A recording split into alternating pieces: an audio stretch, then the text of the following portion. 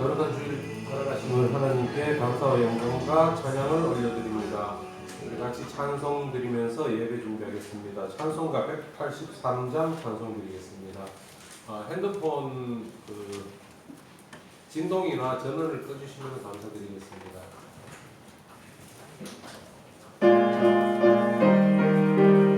183장입니다.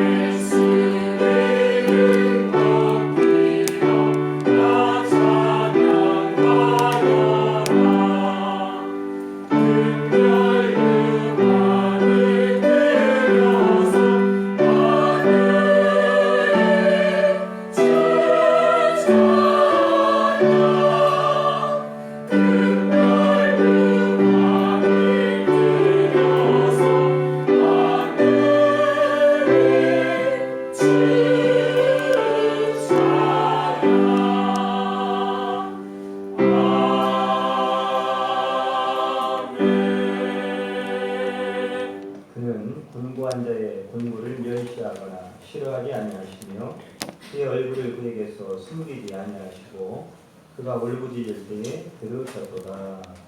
아멘.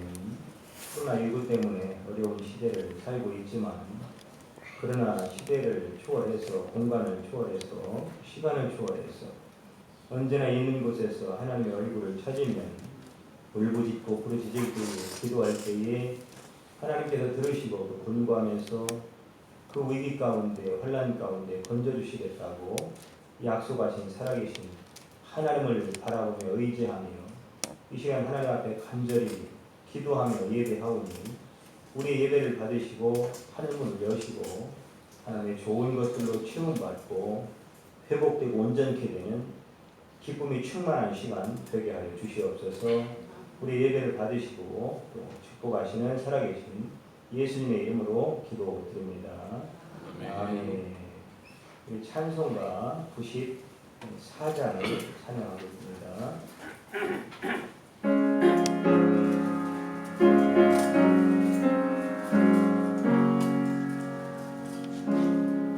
주 예수보다 더 귀한 것은 없네.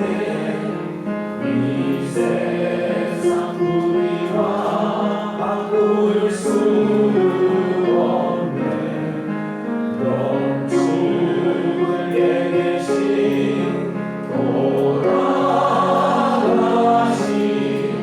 그 놀라운 사랑 잊지 못해. 세상 즐거움 다 버리고 세상 사랑과 오랑내 주 예수보다 더 귀한 것은 없네. 예수밖에는 없네. 주 예수보다 더 귀한 것은 없네. 이 세상 병에와 바꿀 수 없네. 이전에 즐기던 세상 일로 주 사랑하는가 맺지 못해. 세상 즐거움 다 버리고 세상 사랑과 오랑내 주 예수보다 더 귀한 것은 없네. 예수밖에는 없네. 주 예수보다 더 귀한 것은 없네. 이 세상 행복과 바꿀 수 없네. 그 복과 핍박이 몰려와도 주 섬기는 내맘 변치 않아. 세상 즐거움 다 버리고 세상 사랑과 오랑내 주 예수보다 더 귀한 것은 없네. 예수밖에는 없네. 김성호 장로님께서 기도하십니다. 다 같이 기도드리겠습니다. 사랑의 주님, 주님의 한량없는 은혜와 축복 속에서 저희들을 보살펴 주시고 언제나 변함없는 마음으로 주님과 동행하게 하심 감사드립니다. 오늘 복되고 거룩한 성일 주셔서 저희들을 주님의 전에 불러 은혜의 자리에 동참케 하시고 혼인잔치 같은 축복의 자리로 인도하심 감사드립니다. 주님, 이 시간 저희들의 심령을 깨끗게 하사 신령과 진정으로 드리는 예배가 되게 하시며 예배를 통하여 주님과 한 마음이 되게 하시고 우리들의 삶이 주님과 동행하는 삶이 되게 하옵소서. 코로나로 인해 나태해진 신앙생활을 믿음으로 동여매고 말씀으로 우리들의 신앙에 방해되는 모든 것을 털어내고 일어서게 하옵소서. 주님, 저희 모든 비전의 가족들 늘 말씀 안에서 살게 하시고 빛이신 주님의 자녀로 빛의 삶을 살게 하사 어둠의 영을 물리치며 승리하는 삶을 살게 하옵소서. 아멘. 이 시간 예배에 참석한 저희들 성령의 열매를 맺음으로 우리들의 말과 행동이 변하여 우리들의 말과 행동을 통하여 생명의 말씀이 전파되게 하옵소서. 아멘. 저희들 주님이 주신 귀한 시간을 주님을 위하여 귀하게 사용하게 하시고 온전히 주님을 영화롭게 하는 일에 사용하게 하옵소서. 아멘. 저희들 서로의 삶과 가진 시간이 다르지만 최선을 다하여 진실되고 온전한 마음으로 주님을 섬기는 귀한 삶을 살게 하옵소서. 아멘. 단 위에서 신 목사님 주님의 능력의 팔로 잡아주시고 아멘. 말씀을 듣는 저희들의 마음같이 옥토가 되게 하옵소서. 아멘. 이 시간 대언하는 말씀들이 실같이 풀리고 살아 움직여 모든 성령의 큰 감동과 믿음의 힘이 되게 하시고 듣는 모든 사람들의 가슴에 생수의 강이 흘러넘쳐 메마른 심령에 생명의 강이 흐르고 죽어가는 심령이 새 생명의 힘을 얻는 귀한 시간이 되게 하옵소서. 아멘. 기도로 준비한 찬양 주님 기쁘게 받아주시고 아멘. 드리는 찬양이 우리들의 신앙 고백이 되며 삶이 되게 하옵소서. 아멘. 이 시간 주님의 말씀을 위하여 여러 모양으로 헌신하는 손길 위에 축복하여 주시고 아멘.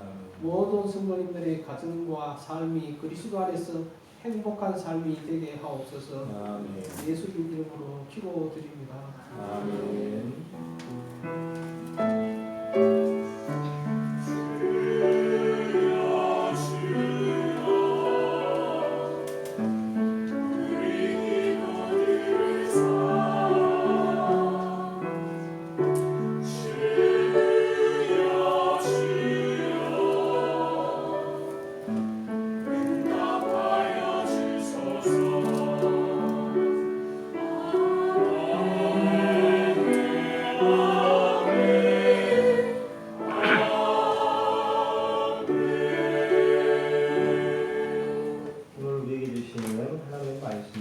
창세기 23장 8절부터 15절까지입니다.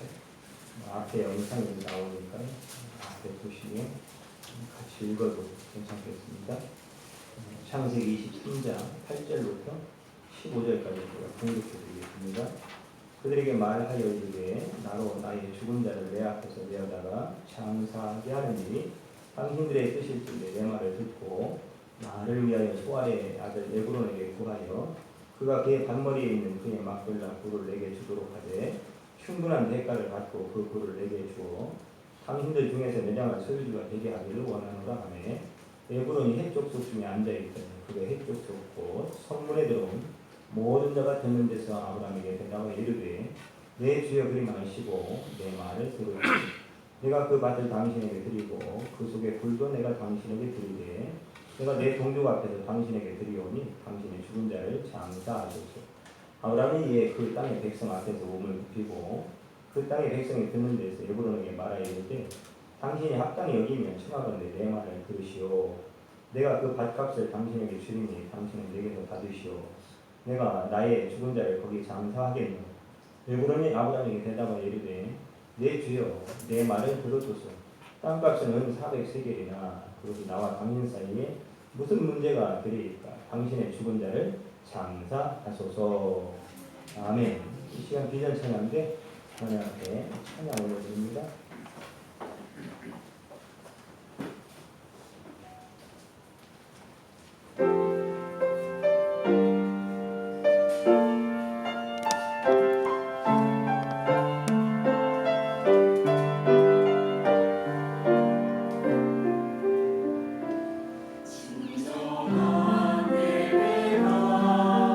숨쉬는 교회 주님이 주님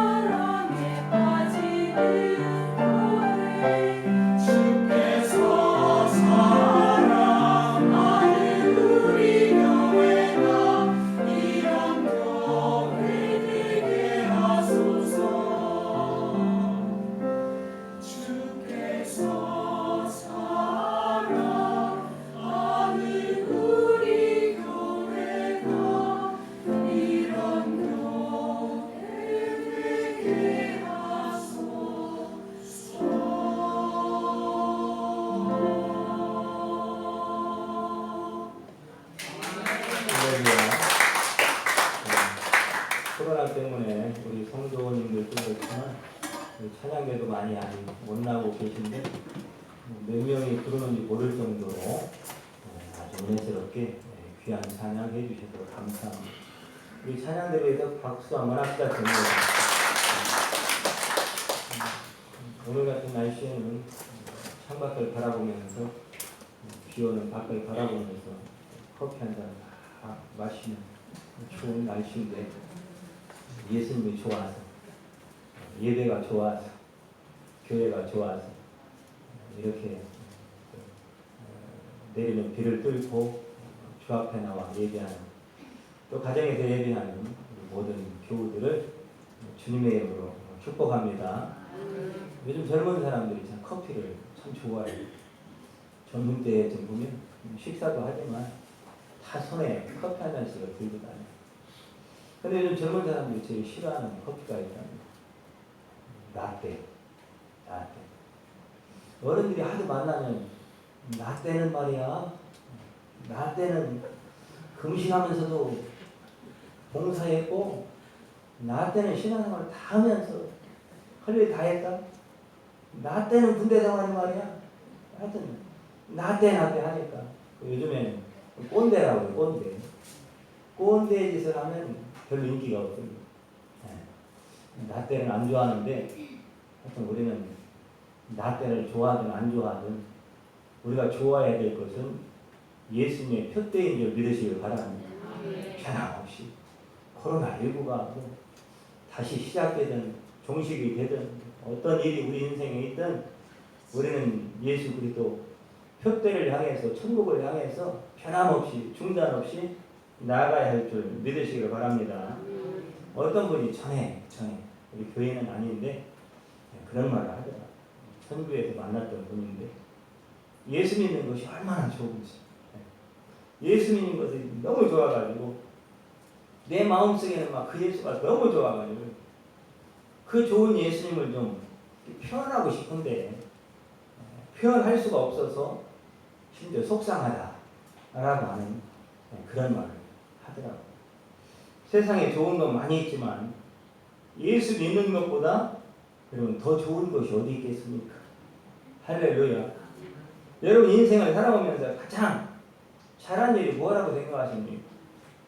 뭐 자식 잘 낳아가지고 훌륭하게 키운 것도 잘했고 그나마 여기까지 건강 유지하면서 살아온 것도 잘했고 뭐 잘한 것으로 말하면 여러 가지가 있겠지만 여러분 뭐니 해도 예수 믿은 것 아니겠습니까? 예수 믿은 이 세상을 살아오면서 많은 복을 받으셨는데 그 받은 복 중에 가장 최고의 복은 역시 예수 믿은 복 아니겠느냐 이 말이에요. 예수 믿은 복. 예수 믿은 복. 여러분 예수님이 믿어지는 이 복은 아무에게나 주는 게 아닙니다. 어떤 사람은 나도 예수를 믿고 싶은데 안 믿어진다는 거예요.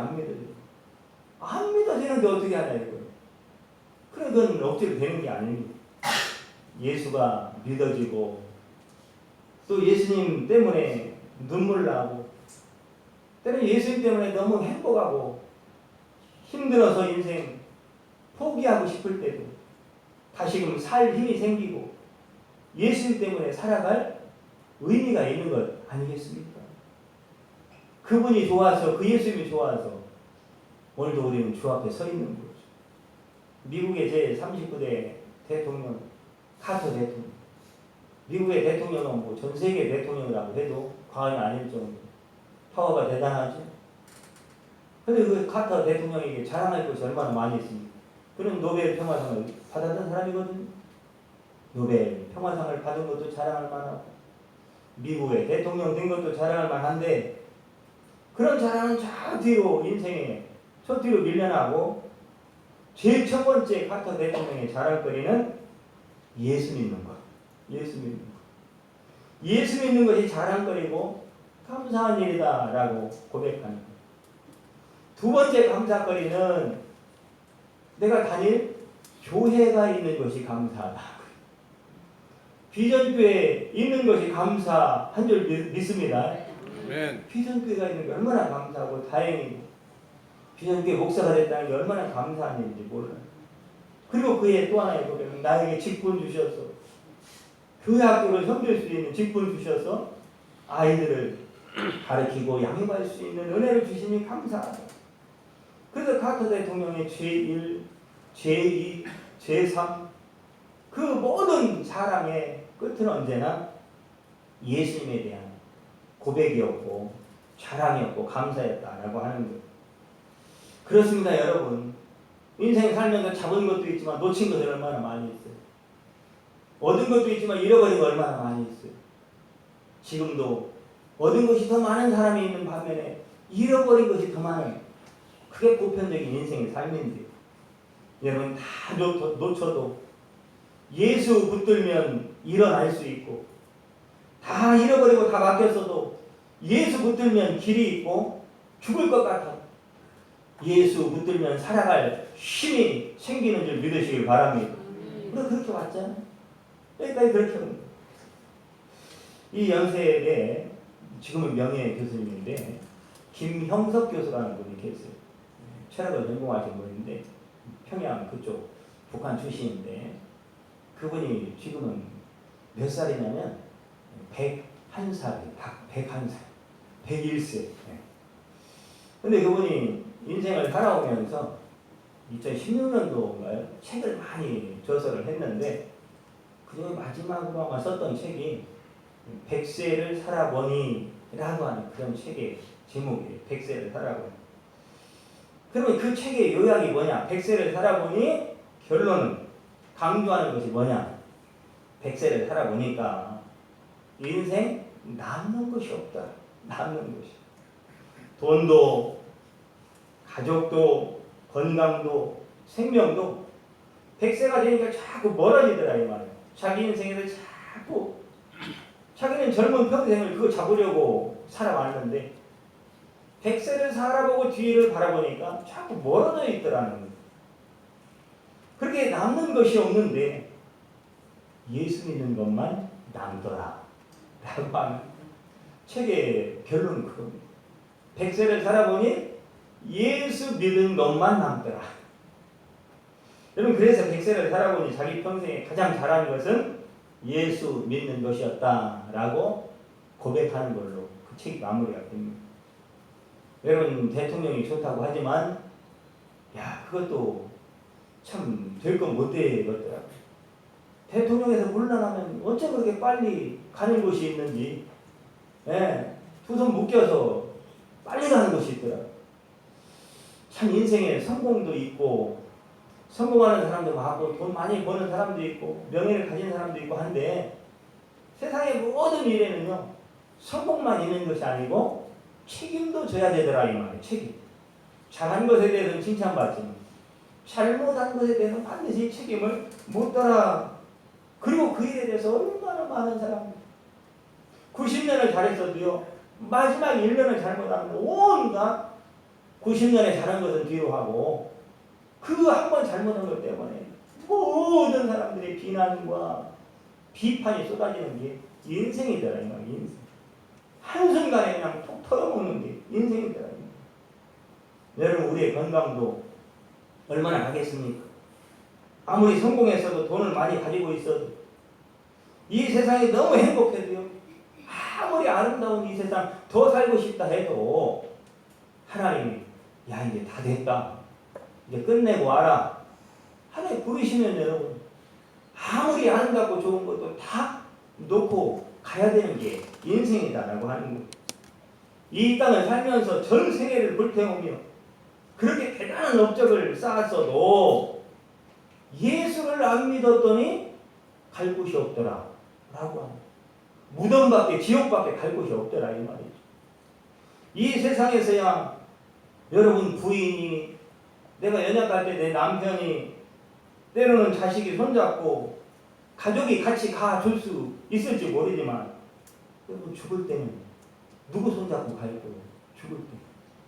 죽을 때는 우리 손잡고 가줄 사람이 없습니다 여러분. 주님 외에는 우리의 손을 잡아줄 사람이 없다. 주님 외에. 그 예수님은 그런데 죽어서는 못 만나요. 죽어서. 살아있을 때 그 예수님 만나야 죽을 때 만날 수 있고 그 죽을 때 만난 그 예수님이 영원한 천국에서 하나님 보좌 우편에서 나를 만나주고 함께 사는 거예요. 함께 사는 거예요. 그래서 우리가 인생 살 때 이 땅에 살면서 중요한 것들 많이 있고 우선순위 많이 있지만 가장 중요한 것은 이 땅에 살면서 반드시 해야 될 것은 예수님 믿는 것인 줄 믿으시길 바랍니다. 꼭 예수님 잘 믿어야 돼.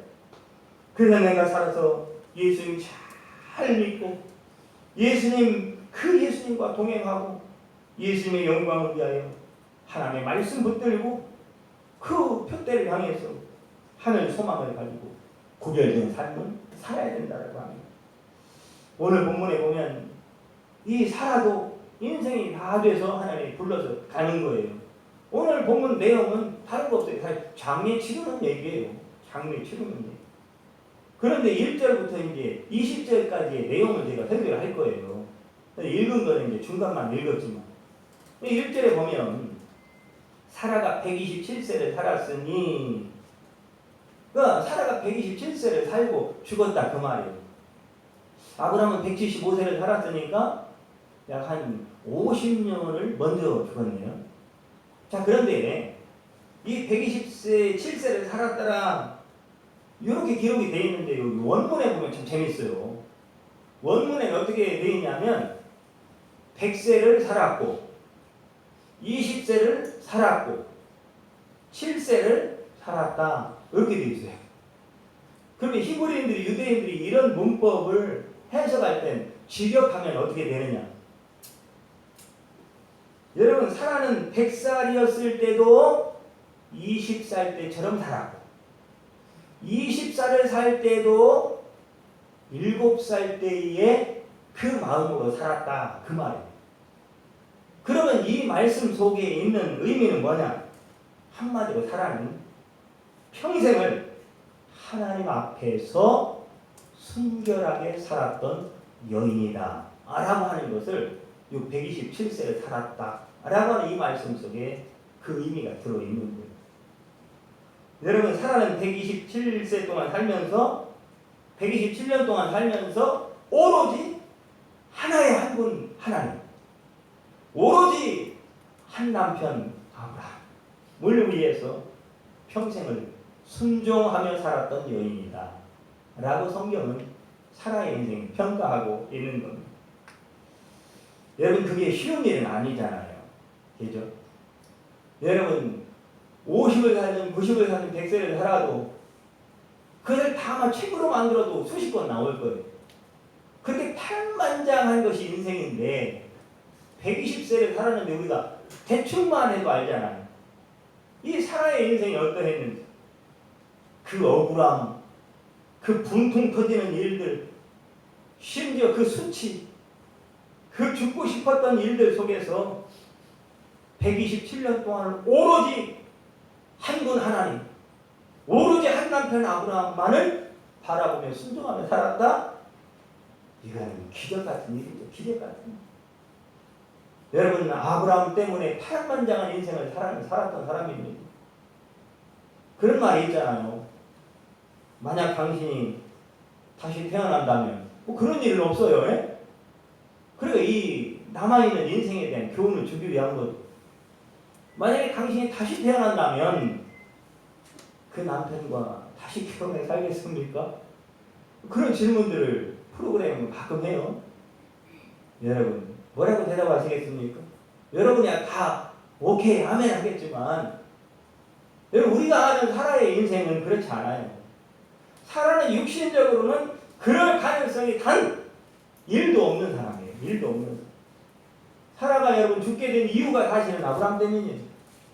속 터져가지고 스트레스 받아가지고 지나온 세월 돌이켜보면 아브라함이 그랬잖아요. 결혼하자마자 자기 혼자 살겠다고 사라에게 내 누이라고 하고 낯선 왕에게 2번씩이나 잡혀가서 잘못하면 성적 노이개가 될 수 있는 그런 상황. 그 남편이 구할 생각도 않고 오히려 그냥 거기로 떠미는 거예요. 자기 혼자 살겠다. 오히려 절대 나를 남편이라고 말하지 마. 나를 남편이라고 말했다면 나 죽어. 그때 사라의 마음은 여러분 어땠을 것 같습니까? 아내이면서 아내라고 말하지 마. 남편이면서 남편이라고 부르면 안 돼. 이 고통스러운 심정이 사라에게 있었던 거죠. 또한 여자로서 여러분, 이 사는 아이를 못 낳다가 90세까지 아이를 못 낳았으니까 얼마나 힘들고 가슴 아프게 살았겠습니까? 어떻게 해서라도 대를 이어보겠다고 자기의 여종을 아브라함 남편에게 밀어넣은 거예요. 준 거예요. 이게 여자로서 얼마나 사실은 고통스러운 겁니까? 수치스럽고. 하여튼간에 그 억울함 가운데 드디어 하여튼간에 나중에 이삭이라고 하는 아들을 하나님이 주셨어요. 그런데 그 이삭 하나밖에 없는 독자를요, 하나님이 드리라고 했다고 아브라함은 또 말도 안 하고 모리아산에 가서 드리겠다고 말도 죽이겠다는 거예요. 그런데 여러분 아버지의 마음, 하나님의 응답받아 그렇다고 해도 여러분 인간적인 그런 감정을 뛰어넘을 수 없는 거잖아요. 아내된 입장에서, 어머니 입장에서 아들을 산에 가서 갈기갈기 각을 뜨는 거거든요. 그렇게 말 그대로 참 이건 기가 막힌 거죠. 이 고통은 무엇을 해요? 편하겠습니까? 사람의 마음은 갈기갈기 찢어지는 거예요. 죽지 못해 사는 거죠. 얼마나 큰 충격이겠습니까? 그렇게 죽인다고 모리아산에 올라갈 때의 충격. 그리고 또 나중에 죽은 줄 알았더니 살았다네. 살아서 너무 기쁜 것도 충격이에요, 여러분. 살아있는 행은 충격의 연속이에요. 하루도 마음 편히 살 날이 없었던 게 사라의 인생입니다. 사라는 평생을 정말로 오히려 죽는 것이 나을 정도로 그런 인생을 살았지만 그럼에도 불구하고 하나님, 한 남편만 알고 하나님 앞에서는 아름답게 믿음으로 살았다. 한 번도 하나님을 잊지 않고 살았다. 라고 하는 것이 성경의 평가다 이 말. 여러분 사라의 인생 힘들지만 잘 살았죠? 아멘이죠? 여러분의 인생의 평가도 그런 평가가 있기를 축복합니다. 사라가 죽자 이제 아브라함의 계획은 햇사람의 땅의 매장지를 얻어서 자기 아내를 장사하고 싶다라고 하는 의견을 햇사람들에게 말을 하는 거예요. 근데 해족속에게 그렇게 말할 수 있는 이유는 이 해족속은 아브라함과 굉장히 유대 관계가 좋았습니다. 이 바벨론의 네 왕이 이제 적들이 연합해서 쳐들어올 때 아브라함의 군사와 함께 동맹을 맺어가지고 그 적들을 물리쳤던 사람들이 해족속이거든요. 그리고 나중에 다윗 시대에는 다윗의 유명한 부하 장수 있죠? 우리아가 바로 우리아 장군이 해족속입니다. 해족속은 이 아브라함과는 굉장히 친밀한 관계를 유지하고 있었습니다. 아브라함이 해족속에게 묘지로 쓸 땅을 달라고 했을 때 얼마든지 필요한 대로 우리 땅 가져다가 장사 지내십시오. 사용하세요. 이렇게 말합니다. 그러나 아브라함은 나의 죽은 자를 장사할 땅을 충분히 값을 치르고 돈 주고 사겠다. 이렇게 말하는 거예요. 자, 그냥 주겠다고 하는데도 굳이 돈을 주고 사겠다라고 하는 이유가 뭘까? 저와 여러분 같으면 어떻게 하겠습니까? 아니 땅을 주겠다고 하는데 그냥 주겠다고 하는데 그러면 모른 척하고 얼른 받아야지. 지금 아브라함이 굳이 땅값을 지불하고 사겠다라고 하는 의도가 뭐냐 이 말이에요. 그런데 우리가 이제 생각해 봐야 될 것이 있어요. 이 성경에서 말하지 않는 숨어있는 의도를 우리가 한번 묵상을 해봐야 돼요. 자, 이 해쪽 속 햇사람 에브론의 땅이거든요. 이 땅이. 그럼 에브론이 정말로 순수한 마음으로 아브라함에게 땅을 주려고 했다면 굳이 아브라함이 땅값을 지불하겠다고 말했을까? 뭔가가 있기 때문에 지금 아브라함이 값을 지불하겠다는 게 1차적으로 15절에 보니까요. 15절에 자, 내 주여 내 말을 들어서서 땅값은 은 400세겔이나 그것이 나와 당신 사이에 무슨 문제가 되니까 그것이 나와 당신 사이에 당신의 죽은 자를 장사하소서. 근데 햇사람 에브론이 땅값이 400세겔입니다. 근데 그게 뭐 아브라함과 우리 사이에 문제가 되겠습니까? 이렇게 말하는 거예요. 자, 그러면 여러분, 이게 지금 에브론이 순수하게 아브라함에게 그 땅을 주려고 마음먹었다면 땅값이 400세겔이라고 말할 필요가 없는 거예요. 그런데 거기다 끼워 넣는 거예요. 이 땅값 400세겔. 아브라함의 지혜가 있잖아요. 그러니까 이 에브론의 의도를 알아차린 거예요. 아, 줄 마음이 없구나. 그리고 여기에 보면 지금 이 에브론이요, 성문에 앉아 있어요. 성문에 앉아 있다가 많은 사람들을 모이게 하거든요. 이 히브리인들은, 유대인들은요, 성문에 앉아 있다, 사람이 오는데도 앉아 있다. 그 얘기는 전혀 그들을 선대할 마음이 없을 때 그런 행동을 취합니다. 아브라함이 그 문화를 알죠? 근데 에브론이 나에게 뭐만 하는 거예요? 립 서비스만 하는 거예요. 가져, 사용해, 줄게 라고 말하는데 정작 중요한, 그러면 줄 거면은 사실은 계약서를 자기가 써가지고 도장 딱 찍고 아브라함 당신 도장만 찍으면 끝입니다. 이렇게 해야 않는 거예요. 근데 말로만 준다고 해놓고 주지를 않은 거예요. 그래서 이 아브라함에게는 두 번째, 반드시 이 땅을 돈 주고 사야 할 이유는 계약서가 필요하기 때문입니다. 계약서가 없으면 나중에, 지금이야 서로 간의 관계가 좋으니까 그 땅을 줘도 매장지고 삼고 장례를 치렀는데 나중에 가서 야, 무슨 말이냐, 그 땅 우리 땅이야, 그냥 묘지나 쓰라고 준 거지 언제 그 땅을 다 줬느냐, 그렇게 하면 나중에 할 말이 없거든.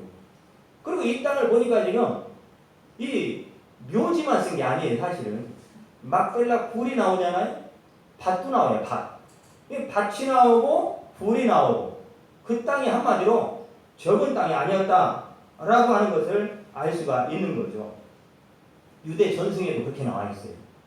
이 유대 전승, 성경이 아닌 이스라엘 역사 가운데 얽혀 있는 모든 사건, 역사들이요, 유대 전승, 그 다음에 기록되지 않은 구전 토라, 그런 책들에는 뭐 미드라시, 미시나, 뭐 피르케이 아보트, 굉장히 많은 책들이, 우리가 모르는 책들이 이스라엘에는 지금도 존재하거든요. 그런 이스라엘 역사의 전승에 보면 거기에도 이 햇사람이 땅을 주겠다라고 말만 하고 그것을 실행에 옮기지는 않더라, 행동으로 옮기지는 않았다라고 하는 것. 그래서 아브라함이 그 마음을 알고 땅값을 지불하고 샀다라고 합니다. 이게 굉장히 중요한 포인트가 있어요. 여러분, 하나님의 축복은요, 하늘에서 내가 땀 흘리지 않았는데도 뚝 떨어지지 않는다 이 말이에요. 말 그대로 뭐 로또 사서, 아니 뭐 일확천금을 어디서 뭐 얻게 돼가지고 여러분 부자가 되고 그 땅을 사고 그런 게 아니라, 하나님이 주시는 복은요 반드시 땀 흘림을 통해서 주시는 거예요. 그리고 뭔가를 얻게 될 때 반드시 대가를 지불함으로, 여러분 대가를 지불했다는 얘기는 그만큼 뭐가 있다는 얘기예요? 하나님이 나에게 돈을 줬다라고 하는 거예요. 물건을 줬다라고 하는 거예요.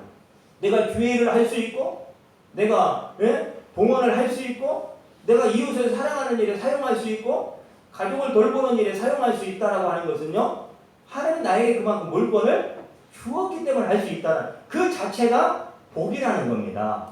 할렐루야.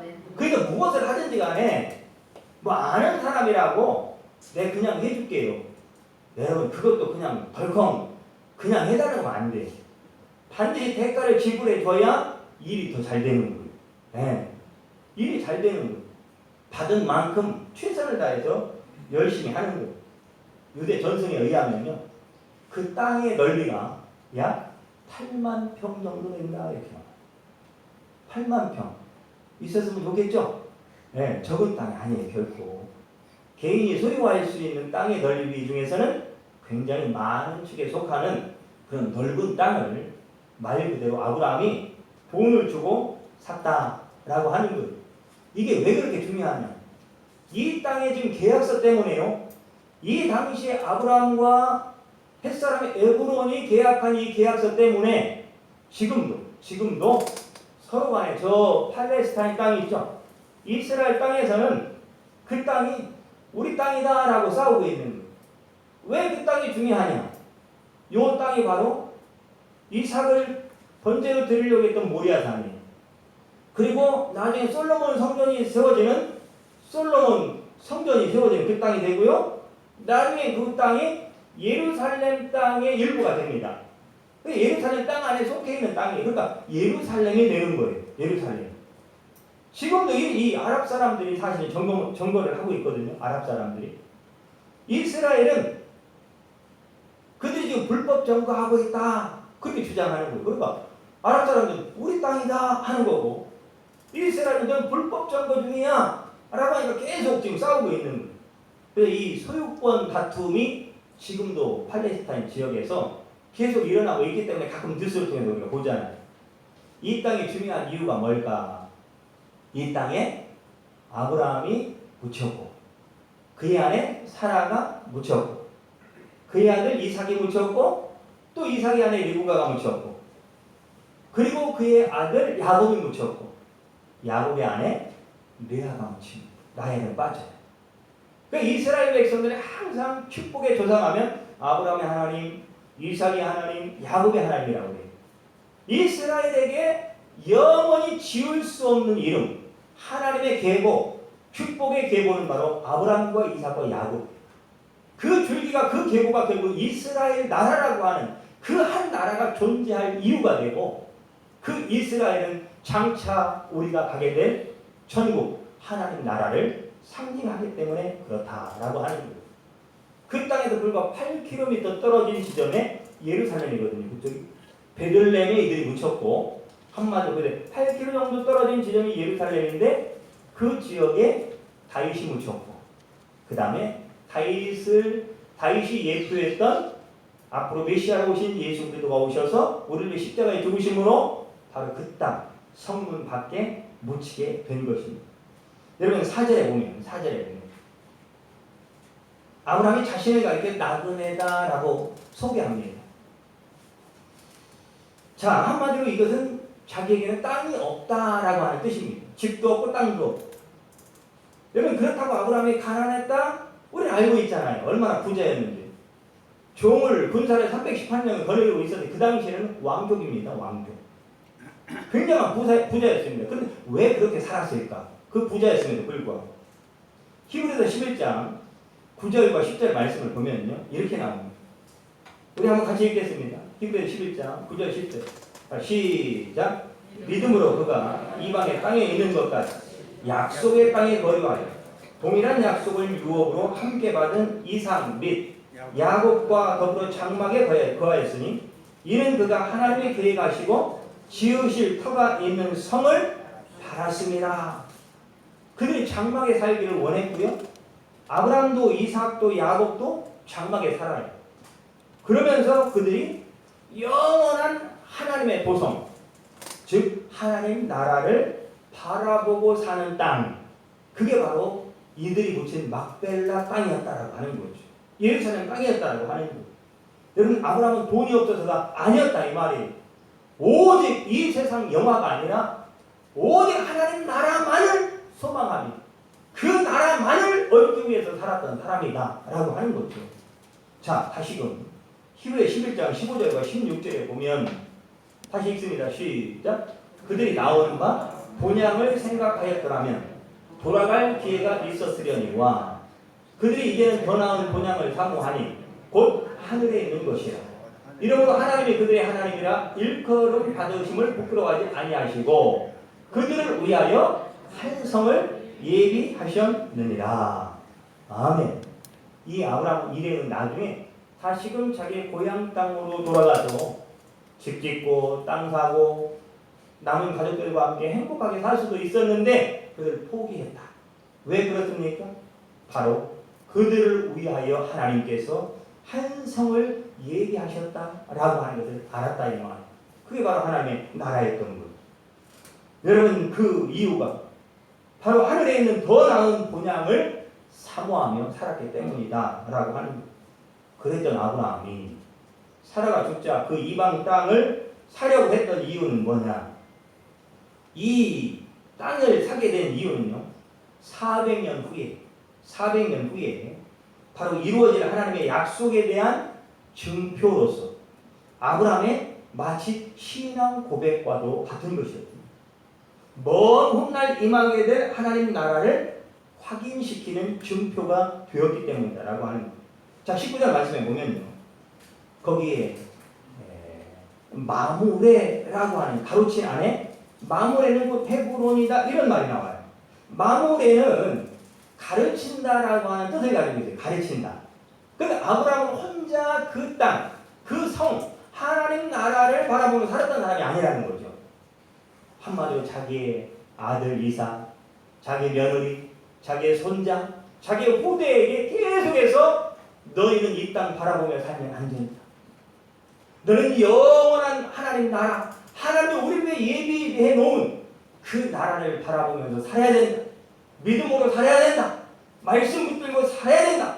말씀에 순종하며 살아야 된다라고 계속 후대들에게 가르쳤다라고 하는 거예요. 지금 아브라함의 씨들인 유대인들이요, 요 아랍인들이 소유하고 있는 이스라엘 땅을 다시 돈 주고 계속 사들이고 있다고 합니다. 사들이고. 사실 아랍 사람들은요, 유대인들에게 그 땅을 팔면 안 돼요. 왜 안 되느냐?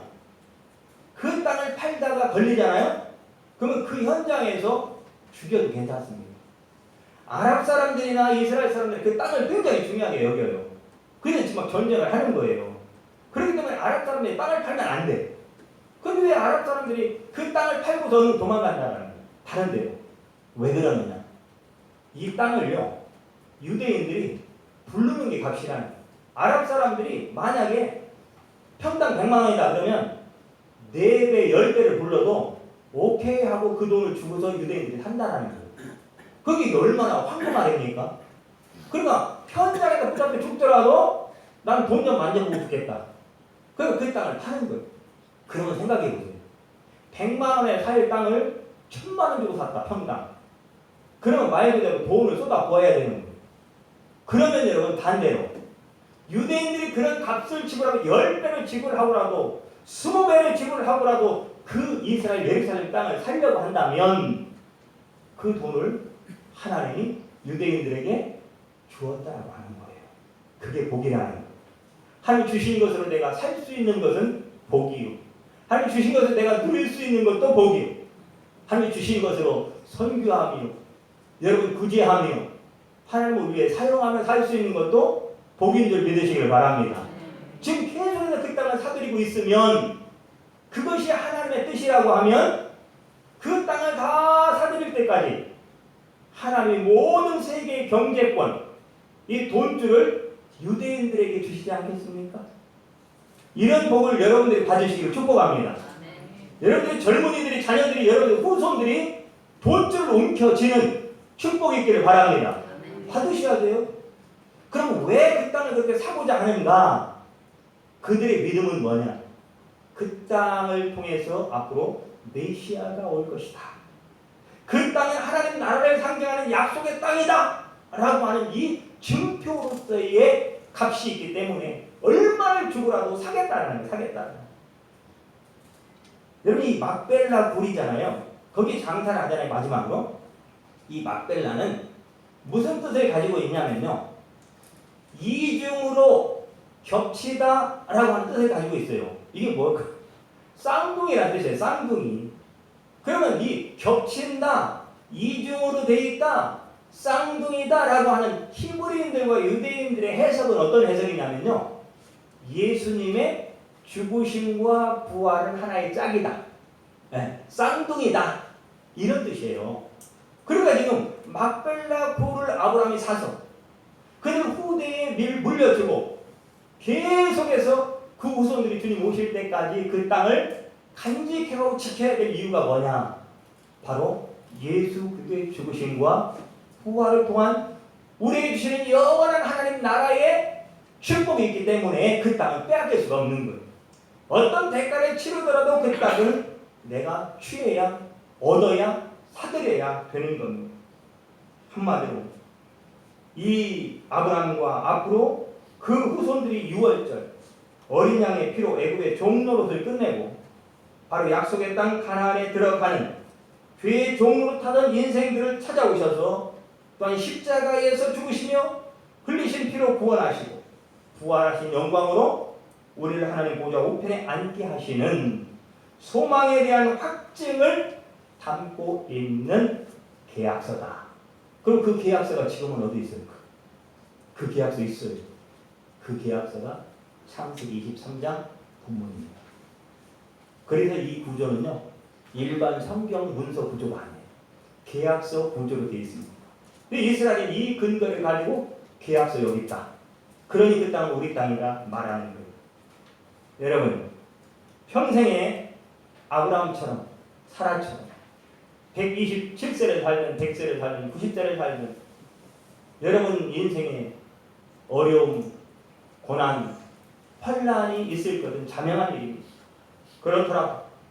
그런 고달픈 인생길 살아갈 때 그렇다고 포기하지 마시고 더 나은 번약.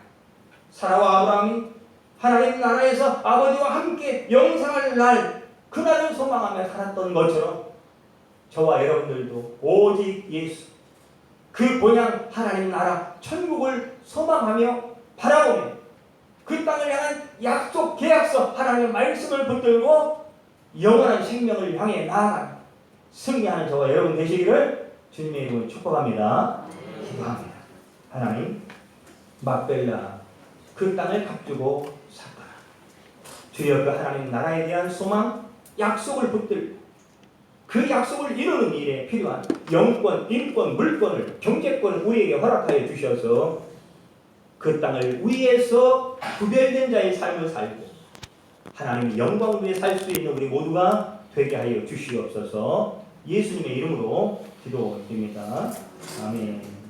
찬송가 469장을 찬양합니다.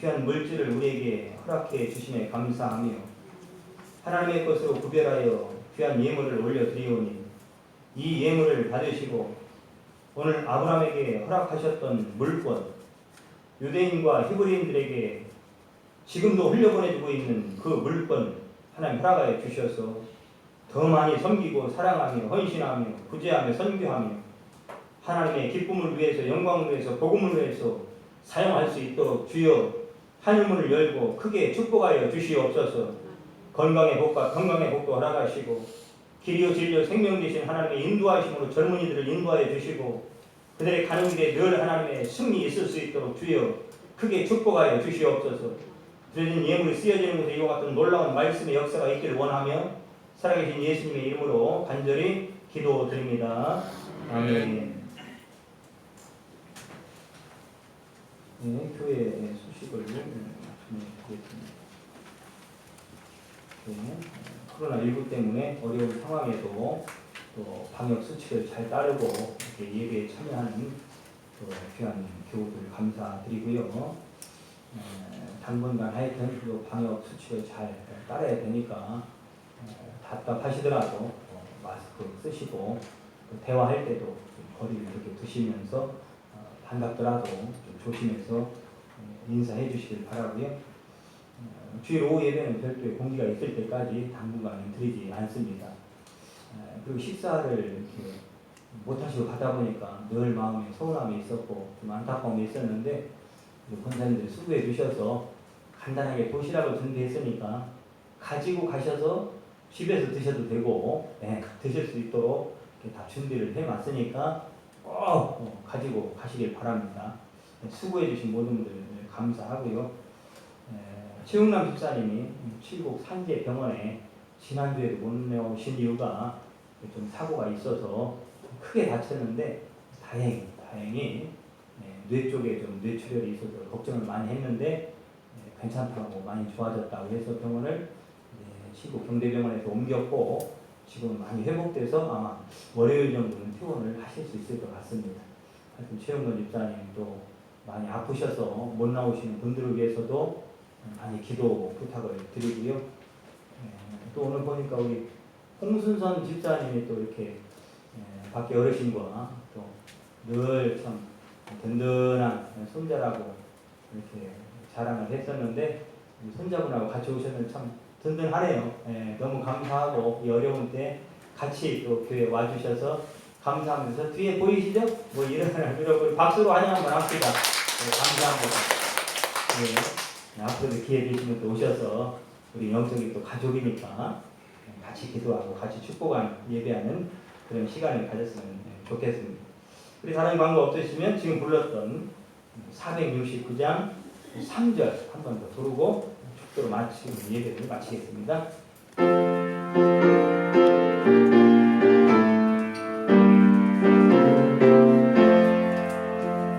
나의 성령님 순종에게 인도하소서. 한없이 원하고 크신 사랑이 내 앞길을 인도하시니 감사하여 안내하소서. 죄의 승리의 주 만나는 길나 언제나 이 길로만 가게 하소서. 수요일과 금요일 못 나오신 분들을 위해서 밴드로 생중계를 하고 있으니까요. 같이 예배드리고 같이 그 시간에 기도하면 참 좋겠습니다. 이제는 예수 그리스도의 은혜와 하나님 아버지의 한이 없으신 사랑하심과 구에다 성령님이 인도하시고 교통하시며 축복하시는 역사가 오늘 말씀을 붙들고 어려운 사랑과 같은 인생길 살아가는 우리 모두에게 큰 소망 없을 때에도 힘주시고 또한 다시금 우리를 일으켜 세워주시고 주저하고 절망하지 않고 다시금 일어나 영원한 표대 예수 그리스도 하나님 나라 천국을 향해 가도록 힘주시고 능력 주시는 그 예수 안에서 승리하기를 원하는 모든 교우들과 또한 코로나19 때문에 어려운 가운데 대한민국 의회와 세계 열방 가운데 또한 선교지 의회 지금부터 영원히 함께 하시기를 간절히 축원하옵나이다. 아멘.